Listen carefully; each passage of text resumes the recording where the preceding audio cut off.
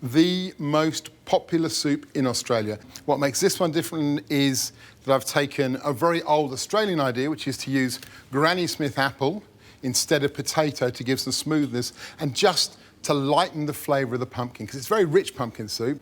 But the first thing we're going to start off with, if you are going to chop, my advice is to make it fun. So, normal with a knife, 5 chops. With this one, 1 chop, and it's done. You can go if you want. Pumpkin. Now, so we're looking at about a kilo of pumpkin, which is about that. Now, I'm roasting this pumpkin soup, not just because it makes it easier for the skin to come off, but also because what I'm going to do with it is it's going to dry the pumpkin out, it's going to intensify the flavour. You know when you roast stuff, the sugars come out and you get that lovely sweetness. 3 garlic cloves. And then onion, a little bit of oil. Ideally, spray the pan. And then on this, a little bit of spice. I'm going to use a teaspoon of cinnamon, a little bit of nutmeg, about half a teaspoon of nutmeg, just to give it some flavour. That's going to marry so beautifully. Just toss that around. So that is the pumpkin. And now, the best part of this is we let the oven do all the work. There's no frying, there's no nothing. So it's straight into 180-degree oven for about 30 minutes. Basically, until it's soft. Time for a cup of tea and a biscuit. This is me cooking. Here we have roasted. So, I mean, look, honestly, you could just eat it like that and it would be good. So just let it cool down a bit. And what I'm going to do with it, hot chicken stock, about 1.5 litres, spoon, and then literally you can, as simply as that, peel it away. Now that is a lot easier than peeling pumpkin with a sharp knife. Could I do it with butternut pumpkin? I reckon do what Donna Hay does. She cuts the butternut in half, then she bakes the 2 halves of butternut and then scrapes those out. It's a great way of doing it. Right, chicken stock. I don't know, are you thick pumpkin soup people or thin? Thick, thin, you see. The world is divided into people who are either thick or thin. I'm thick, but I'm not thin.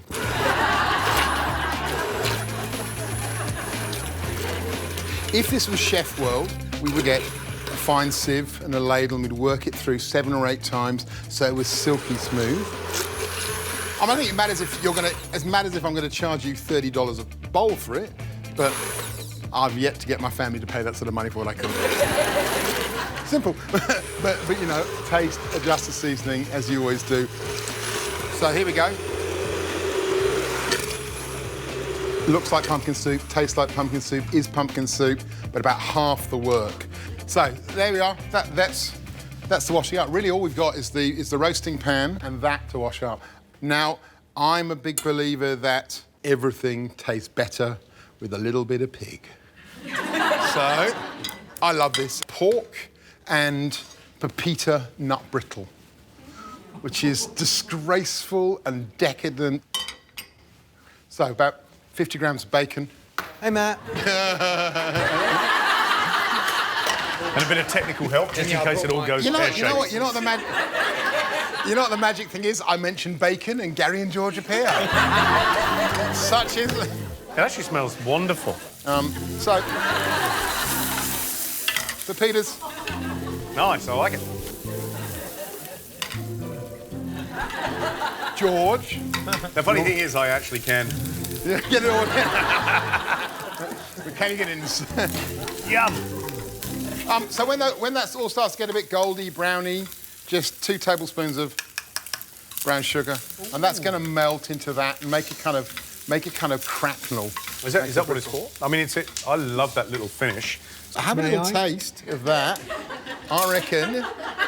Ooh. That looks really good. No, you don't have to use brown sugar. You could use palm sugar or just maple syrup, which is delicious. Oh, wow. And then finish it with a little bit of butter. And then, do you want to just bowl up? Forget the soup. I just want to eat that. Yeah. That is amazing. I know, it's disgraceful. It's disgraceful. But you're going to have like a teaspoon of it. It's just a little bit of like a sweetness at the end of the meal. I'm not going to have a teaspoon of it. I want you to use your tweezers, though. You just want me to use them, don't you? Oh. The problem is, by the time I'm finished, the soup will Let's be go. cold. Yeah, you can use a spoon. Use a spoon. So this is going to give you another texture, another crunch, sweetness, saltiness, bacony goodness. Then I'm going to use my natural tweezers just to lay a couple of crispy sage leaves A little bit on of the that. top. A little bit of that. See, that's the right proportion. Yeah, that's a terrible proportion. So, a couple extra minutes at the end, and you've got a pumpkin soup, which kind of looks fancy, but it's the laziest pumpkin soup in the world. It's lovely and healthy at the bottom, and on the top, it's all evil. That has been a spectacular masterclass. You love it? Yeah! We loved it too. Brilliant.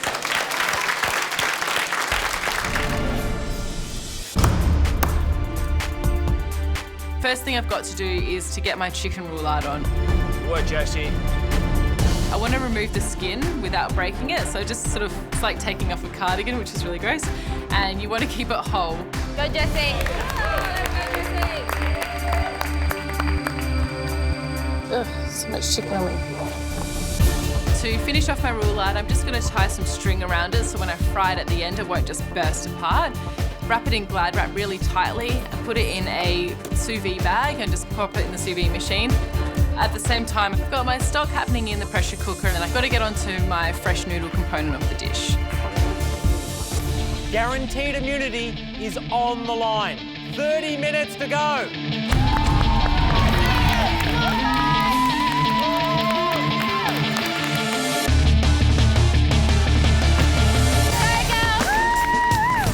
You making a noodle, Jessie? Yeah. Nice. My roulade's in the sous vide machine, so I've got to get onto my fresh noodle component of the dish.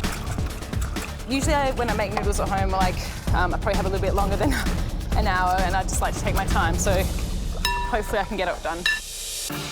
The fresh noodles, it's tapioca flour and rice flour with a bit of water, and then you steam them until they cook through. Hopefully this one will work. What, Jessie? Uh-oh. You happy with them, Jessie? I think that one's a little bit under. Yeah. I usually get the first one wrong. So about another second. It's all going to plan. I check on my second batch of rice noodles. The noodles haven't worked. Oh my God, I'm making a huge mess. I'm just freaking out. They're not up to scratch. And if I don't get the dish right, then I won't have a chance with both the pin and the power apron. I'm in big trouble. I'm half toying with the idea of leaving the noodles off the plate. I know that it's a little bit grainy. I don't know. I'm just not sure if they're good enough. But if they're not there, I think it will bring the dish down a level. So I'm still gonna make a few more batches. I think I've been putting too much in. I'll just get on to the next one and hopefully get that one right. Billy, Jessie, 15 minutes to go.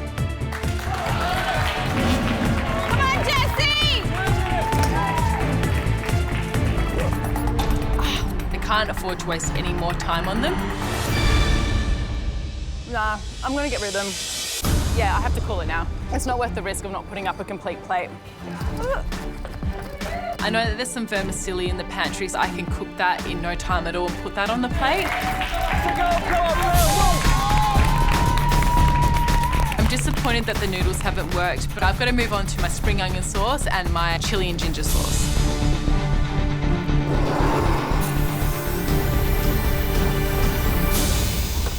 Home stretch, 1 minute. Time to get plating. Jessie, make sure you put your broth in a container. Steady hand, steady hand. Taste everything. Come on, guys. Come on, get it on the plate, girls. Come on, Jessie! Come on, Billy, come on. It's that time again. 10, 9, 8, 7, 6, 5, 4, 3, 2, 1. That's it. Step away. Great effort. Great effort. Great effort. seriously good, guys. Well done. I'm a little bit disappointed about my noodles, but all in all, I'm really happy with my dish. There's a lot at stake with this cook today. I just hope I haven't overcooked the chicken. A lot on the line, obviously. The power apron, which everybody wants, and more than that, they want the immunity pin. So both up for grabs from this cook. Let's get the first dish in.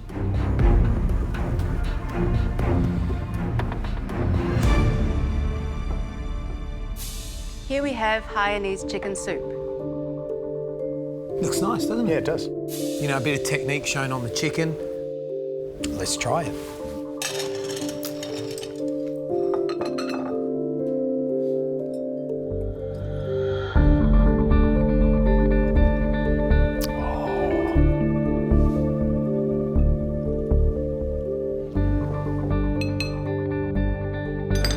Let's taste.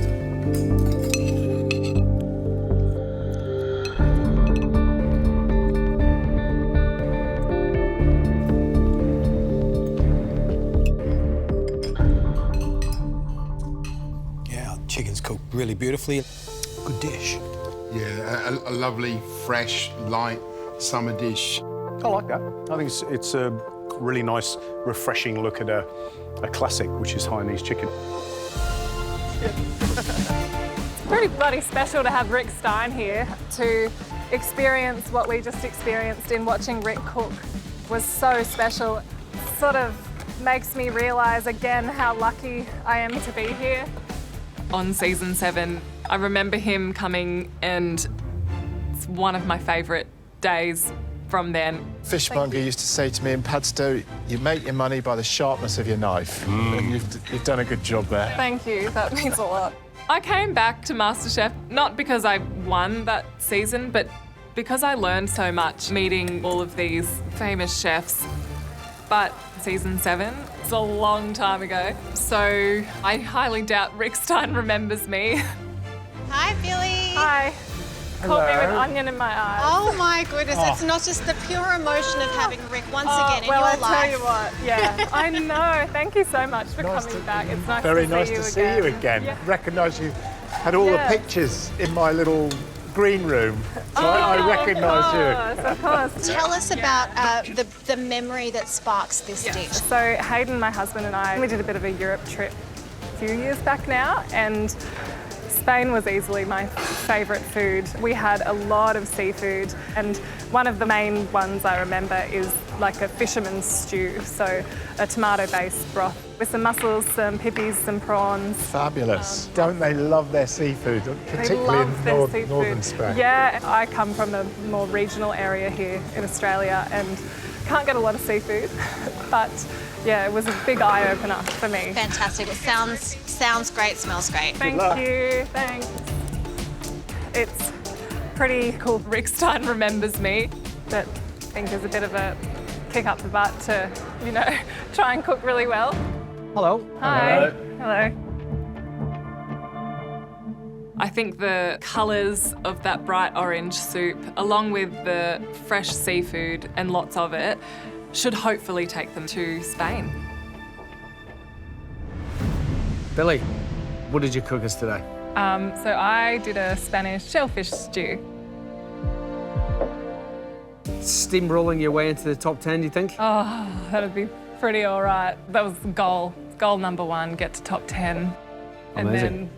then, yeah. Then Then power on just go through, from there, lift I the guess. trophy, get out of Get here. a new goal. I don't know. All right, Billy, we're going to test it. Yeah, okay. Thank you so much. Thanks, Billy. Thanks, Rick.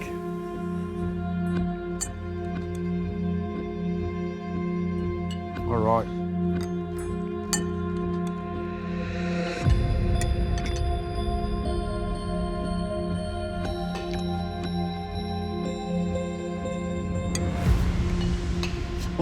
Oh, that's a serious soup, isn't it, eh?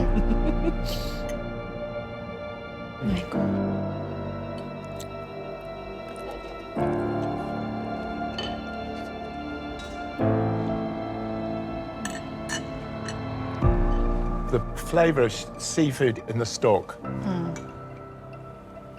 It's really good. It makes you smile. I haven't tasted as good a Spanish fish stew since we were filming in Spain near El Bulli. This is the real deal. It's the real deal. The depth of flavour, the complexity in the broth, and is phenomenal for 75 minutes. This is the kind of food that you remember for a lifetime. You know what? She's not in the room, but like, come on, so good, so good. Congratulations, Sabina. We're very proud of you, darling, and looking forward to seeing you. Bean, we're in the kitchen where it all started and can't wait to have you back soon. Well done, Sabina. Top 10. Terrific effort. Keep up the good work. Go on, Beanie. Go! Yay! Hearing the words from my family, it's just an extra boost of confidence. It's really special. The pantry is just the most glorious thing I've ever seen today. There is like literally everything that I could have ever wanted right in front of me. Do we have garlic?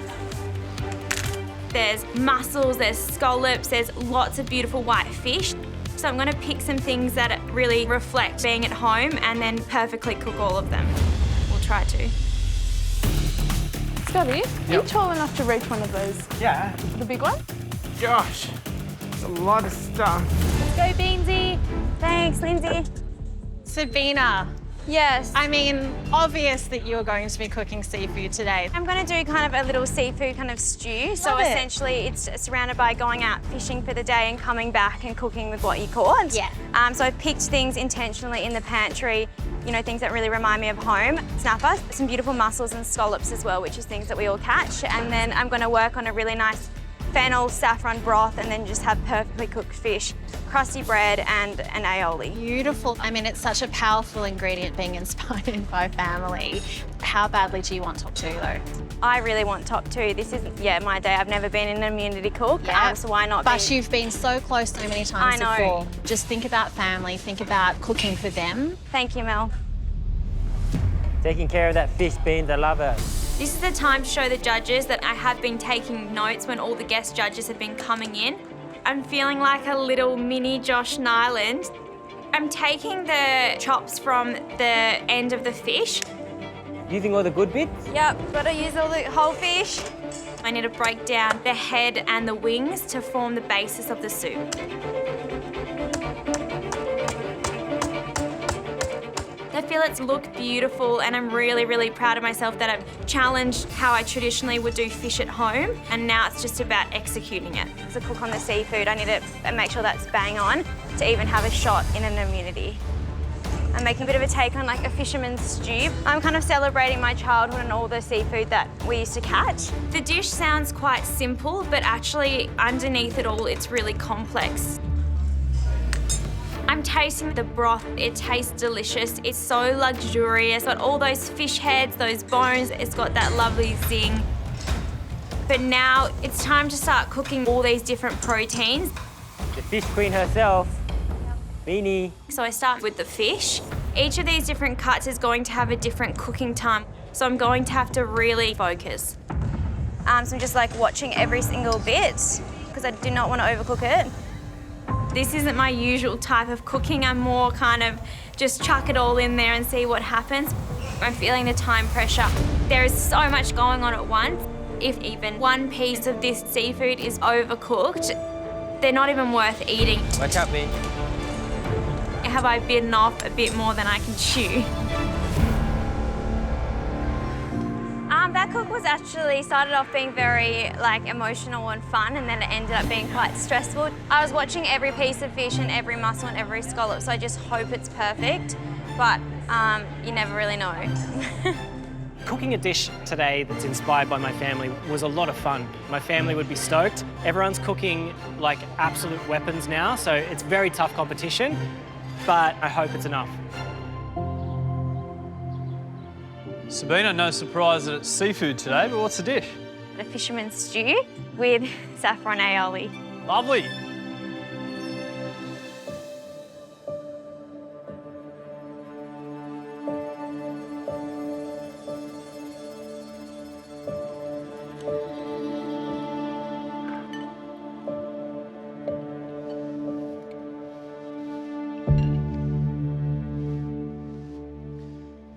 It's perfect.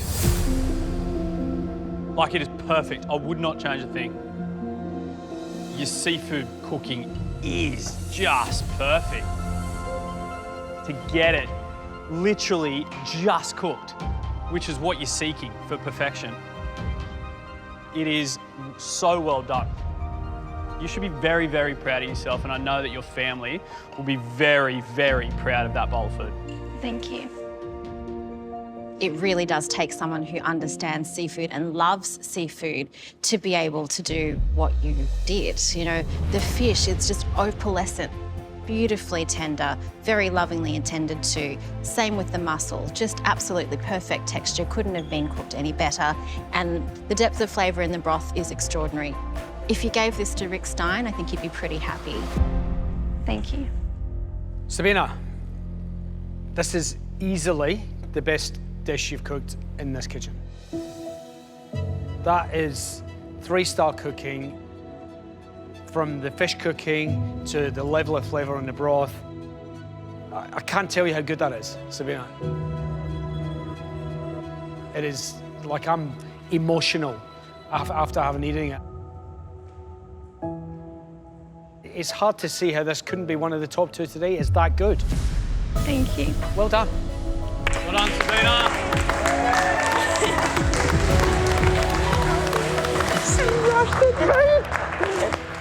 That was as good as it gets. Yeah.